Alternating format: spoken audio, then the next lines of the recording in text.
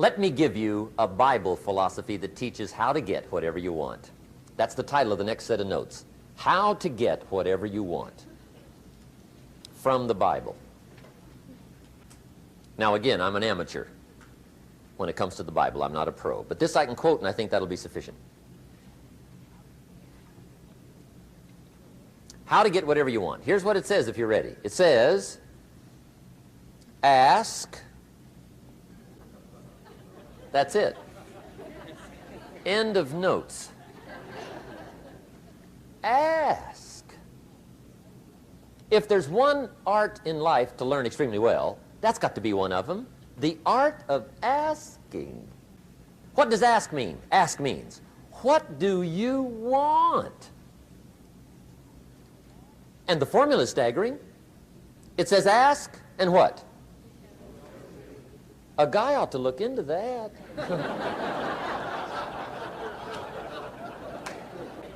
He says, yeah, but you work where I work, by the time you struggle home, it's late. You got to eat a bite of supper, watch a little TV, get to bed. You can't sit up half the night, ask, ask, ask.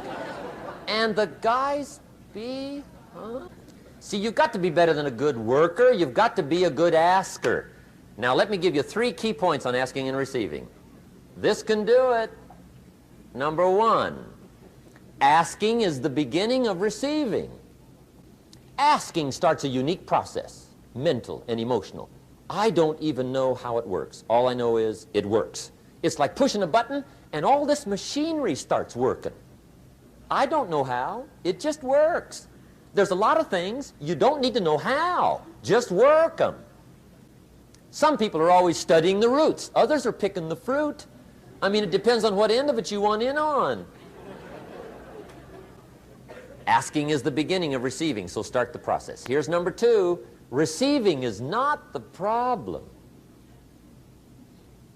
Receiving is automatic.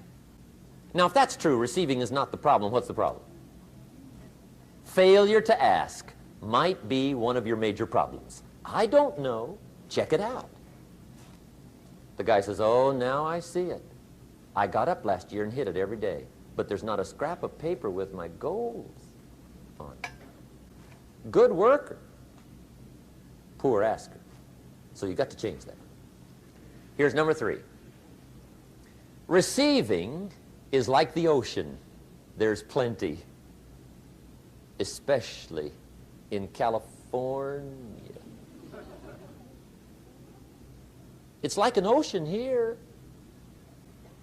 Success is not in short supply. It isn't rationed, and you stepped up to the window and it was all gone. No, no, no. It's like an ocean here. Now, if that's true, what's the problem? Well, some people go to the ocean with a teaspoon. Have you got the picture? See, what you want to do in view of the size of the ocean is trade your teaspoon for at least a bucket, and you'll look better down at the ocean. Kids won't make fun of you, right? Okay. Now, there's 2 ways to ask, and we'll wrap up goal setting. 2 ways. Here's number 1. Ask with intelligence. It didn't say ask intelligently, but I'm sure it meant that. Don't mumble. You don't get anything by mumbling. Be clear. Be specific. Intelligent asking means how wide, how high, how soon, when, what size, what color, how much. Define what you want and describe what you want. That's powerful. In the weekend seminar we teach, goals become like a magnet. They pull you that direction. And the better you describe them, the more they pull. So ask intelligently. Here's number 2. Ask with faith. That's the childish part of the equation. Believe you can get what you want like a child. Not an adult. Adults are too skeptical. So the formula really reads, make plans like an adult and believe in them like a child. And the most incredible things will happen. Just try it for 90 days. Just try it. You can always go back to the old ways. Just try it. Just 90 days, 90 days. Now, here's the last qualifying phrase on goal setting, as we promised to qualify everything. And it simply goes like this. Remember, you won't get everything you want. And we've already studied the reason for that. Simply, sometimes it hails on your crop and rains on your parade. It's that kind of planet. So you won't get everything you want, but if you will work this goal-setting formula, you can get plenty for wealth and happiness. Okay, that's goal setting. We use it around the world. We recommend it. Now, maybe it won't work as well for you as it has for me. I don't know. Maybe not. But what if it did? You got to try. Now, why would we pay somebody only $4 an hour? They're not very valuable to the marketplace. Now, we got to make that distinction, to the marketplace. Might be a valuable brother, a valuable member of the community, valuable member of the church, valuable member in the sight of God, to the human family, of course, those kind of values. But to the marketplace, which is called what? Reality. Reality is, if you're not very valuable, you don't get much money. Those are called the facts. I mean, that's how that is. Well, then how do you get more money? Simple answer. Somebody says, well, I'll go on strike for more. Well, here's a major problem with that. Here's a major problem with that. You can't get rich by demand. Somebody says, well, I'm waiting for a raise. I'm telling you, it's easier to climb than to wait for a raise. Why not just become more valuable rather than wait? I'm telling you, that's the key to all good things. Becoming more valuable. Why would we pay somebody $400 an hour? They've become more valuable to the marketplace. See how this works? I'm telling you, this stuff is so easy. This is America. This is a ladder. How far is it from 4 to 5? I'm telling you, it's not far. $4 to $5 an hour? If you work for McDonald's, haul out the trash, they'll pay you $5 an hour. If you whistle while you haul out the trash, they'll pay you $5 an hour. I'm telling you. You'll get an extra $1 just for a good attitude. Yay, McDonald's. Wear the hat. It's incredible. $5. And then you just keep becoming more valuable, more valuable, more valuable. I got a telephone call 5 years ago. Company said, we're ready to expand internationally. We need some help. I was sort of semi-retired, right? Looking for the next exotic beach. They said, no, Mr. Rohn, we got a project for you, right? We're going to expand internationally. We could use your help. Next little while, we'll add some millions to your fortune, make it worth your while. I said, okay. I thought later, isn't that interesting that they called me? My second thought was, of course they'd call me. Who else would they call? I mean, you know, I can get the job done. Now, how come I got a telephone call worth millions? I had become valuable. Now, I'm a farm boy from Idaho. I was raised in obscurity. 1 year of college, and I thought I was thoroughly educated. Made all kinds of mistakes galore. At age 25, the creditors are calling me saying, hey, you told us the check was in the mail. I got pennies in my pocket. I got nothing in the bank. I'm behind on my promises. How come I get a telephone call 5 years ago and it's worth millions? I changed. I turned my life around. Is it possible to become worth millions? Speaking economically, now there's a lot of values to become, but let's just talk economics. Is it possible to become that valuable? And the answer is, of course, of course. Now let me give you the secret. Shoaff said, here's the secret, Mr. Rohn. Learn to work harder on yourself than you do on your job. Once I got that, it turned my life around. Learn to work harder on yourself. Results. Every once in a while, you got to take a measure, see how you're doing with these three pieces: philosophy, attitude, activity. Now we take a measure called results. What is the results at the end of the day, the results at the end of the week? You can't let too much time go by without checking. When time goes by, 6 years I'd been out there working when I met my teacher, Mr. Schoaf. Schoaf said, well, Mr. Rohn, let's just go through a little summary here. He said, in the last 6 years, how much money have you saved and invested? Let's go through a little tab list here. How much money have you saved and invested the last 6 years? I said, what? 0. He said, you have messed up. You remember these notes. I like that. You've messed up. He said, who sold you on that plan? I thought, my gosh, the man's right. I'm a nice guy. I bought the wrong plan. What if you were 50 and broke? Right? Didn't need to change countries. Bought the wrong plan. What a sad scenario that would be. But Schoaf said these questions. Let's go through some results. He said, how many books have you read in the last 90 days? I said, what? 0. Wisdom of the world available? Change your life, change your future. Wisdom of the world available. Develop any skill you want. Earn the kind of income you want. Have all the treasures you want, equities you want, relationship with your family that you want, everything that you want available, and the wisdom of the world to help you get it. Haven't read any books in the last 90 days. My teacher said, Mr. Rohn, you have messed up. I'm telling you, you've got the deal. Schoaf said, Mr. Rohn, in the last 6 months, how many classes have you taken to improve your skills or to develop new skills? Go for the American dream. Become rich and powerful and sophisticated and healthy and influential. How many classes have you taken in the last 6 months? I said, how many? 0. He said, you have messed up. He said, you don't need to unmess the country. You don't need to straighten out the perplexed. You don't need to straighten out any of this stuff. All you've got to do is look within and let results teach you a great deal about your own activity, your own attitude, and your own philosophy. I went through that process. Take this phrase home. Results is the name of the game. What other game is there? Results. Here's all life asks us to do. Make measurable progress in reasonable time. Just take home that little phrase. Good phrase. We're asked in life simply to make measurable progress in reasonable time.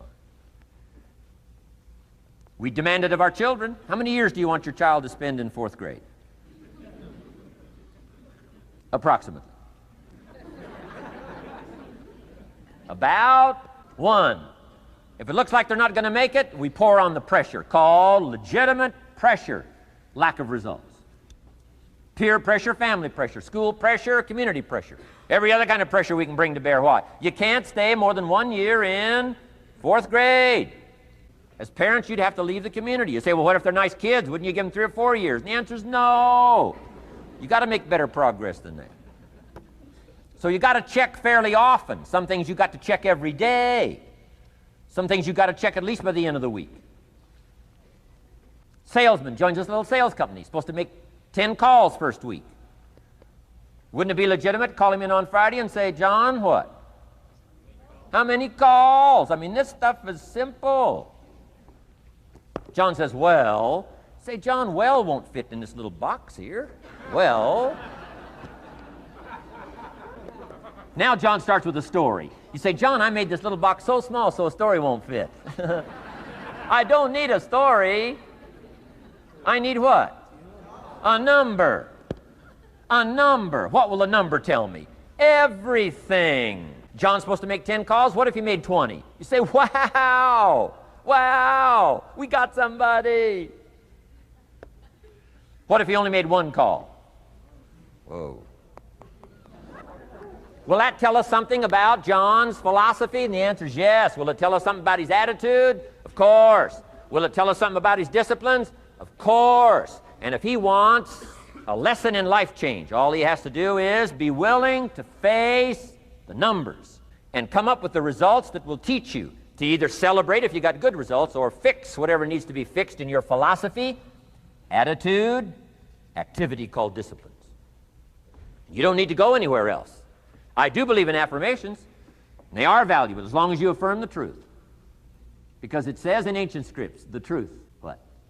Will set you free. Free to do what? Amend your errors and pick up new disciplines. That's what the truth is for, to help us amend our errors and pick up the disciplines for life change. That's what the truth is for. So I do believe in affirming the truth. If you're broke, best thing to affirm is, I am broke. You put that up on the refrigerator where you can see it every day. I mean, that's how you do that.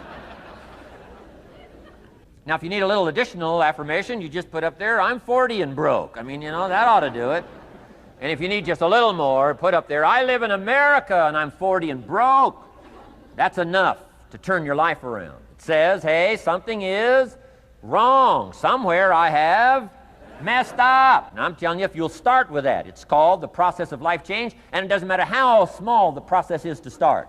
One discipline starts it, and then one discipline feeds another, and the first thing you know, you've got this whole cycle in an upward positive motion. And it's called life change. It's called income change. It's called health change. Relationship with your family change. Equities unprecedented that you can have in numbers that will stagger the imagination if you do not curse what's available and start amending what's possible to get the results that you want. I don't think I can put it in. Let me give you the day that turns your life around as quickly as I can. I got 4 parts to the day that turns your life around, and then we're finished for the day. Number 1, disgust. Disgust. Disgust is a negative emotion, but it can have a very positive, powerful effect. Disgust says, I've had it. What an important day that could be. I've had it. Wow. I met a beautiful, powerful, accomplished executive lady in New York. The company invited me to come in. This lady was a vice president, extraordinary lady. I got to know her and I found out her story. I said, how did you get here? Big income. And she never went to college, never went to university. I said, how did you get here? Executive, powerful, income. She said, well, let me tell you part of the scenario. She said, when I was a young mother a few years ago, she said, one day I asked my husband for $10. And he said, what for?